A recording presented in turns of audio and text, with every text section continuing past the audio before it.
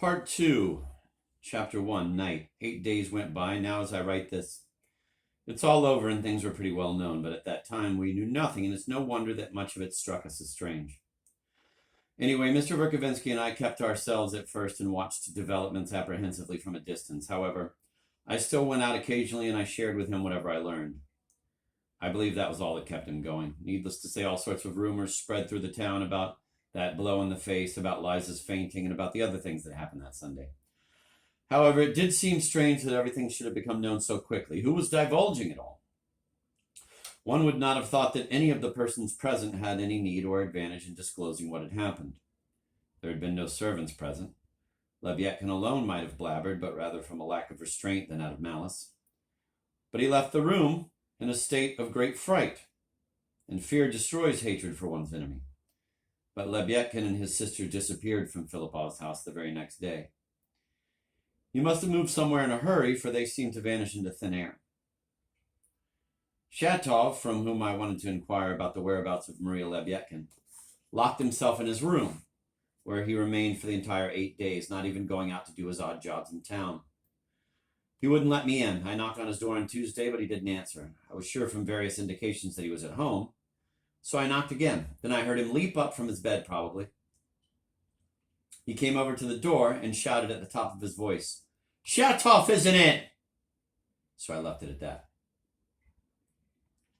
Mr. Verkovensky and I, although rather reluctant to acknowledge such a thought, yet each prompting the other, came to the conclusion that the rumor monger could only be his son. However, in a conversation with his father a little later, Peter vehemently assured him that he had heard the story discussed all over town, especially at the club, and that every detail of it was known to the governor and his wife.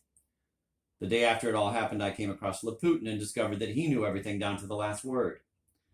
This was remarkable. He was probably one of the first to find out.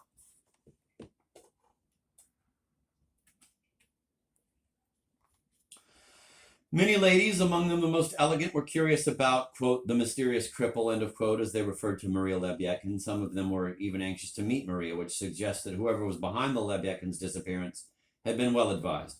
But Liza Tishon's fainting was the most discussed topic.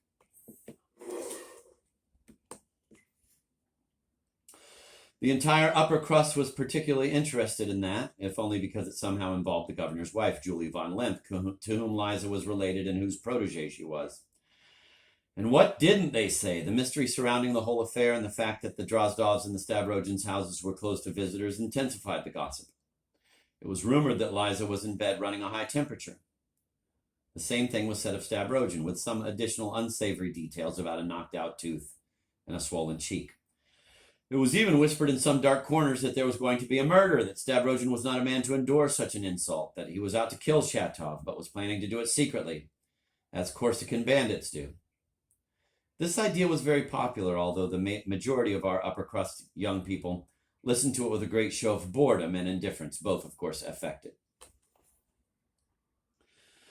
In general, the old hostility toward Nikolai Stavrogin came clearly back into focus. Even the most solid citizens were anxious to impute some guilt to him, although they didn't know exactly for what. People whispered that he and Liza had an affair in Switzerland and that he had completely ruined her reputation. Of course, cautious people contained themselves, but they still listened eagerly to all the talk. Other things were also mentioned, but never in public. Some very strange things were discussed, although very seldom and only privately and almost in secret. I only mention them here to warn the reader because they will come up later as my narrative develops. Some people screwing up their faces said Nikolai Stavrogin had come for some special purpose, that through Count K he had made some high connections in Petersburg and indeed must be in touch with the authorities and was probably on some important secret assignment. And when some restrained and respectable citizens pointed out smilingly that the authorities were not likely to entrust a scandalous person like Stavrogin with official assignments, they were told that his link with the authorities was of a strictly confidential nature and that, under such circumstances, the less the agent looked like an official, the better it was. This sort of argument carried a good deal of weight because we knew that in the capital they were quite interested in what happened in our town. I repeat, all these rumors sprang up only to disappear immediately upon Stavrogin's first public appearance, but I wish to note here that many of them were started by a few vague and abrupt remarks dropped in the club by Artemy Gaganov, a retired guards captain and important landowner. He had just returned from Petersburg, where he had moved in high society, and he happened to be the son of the late Pavel Gaganov, the former committee member of the club, who slightly more than 4 years before had had that run-in with Stavrogin and had suffered such a crude humiliation at his hands. It soon also became common knowledge that the governor's wife had driven over to Mrs. Stavrogin's house on a special call, but had not been received because, quote, Madam was not feeling well, end of quote.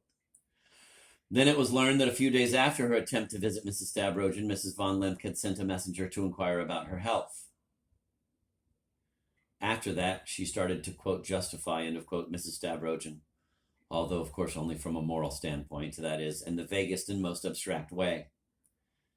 At first, she had listened so coldly and sternly to the nasty innuendos about the Sunday incident that, for the next few days, people didn't bring them up in her presence.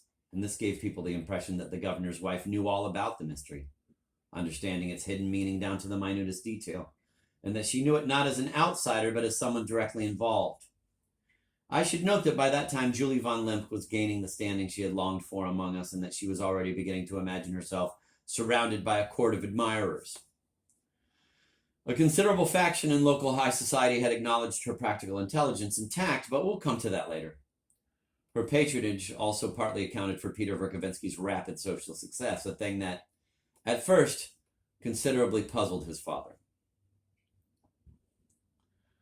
Perhaps we both exaggerated somewhat. In the first place, within 4 days of his arrival, Peter made the acquaintance of everyone who was anyone in the town. He arrived on Sunday, and on Tuesday I saw him drive past in the carriage of Artemy Gaganov, a man who was proud, irritable, and haughty beneath his worldliness, and with whom it was quite difficult to get along. Peter was also warmly welcomed in the governor's mansion and immediately found himself in the position of a young friend of the family. He was a constant guest at Mrs. von Lemke's dinner table. He had met her before in Switzerland, but still there was something curious about his immediate success in the governor's house. After all, whether it was true or not, he was supposed to have been an active revolutionary abroad, contributed to certain foreign publications, and participated in certain congresses, facts that could easily have been checked from newspaper clippings.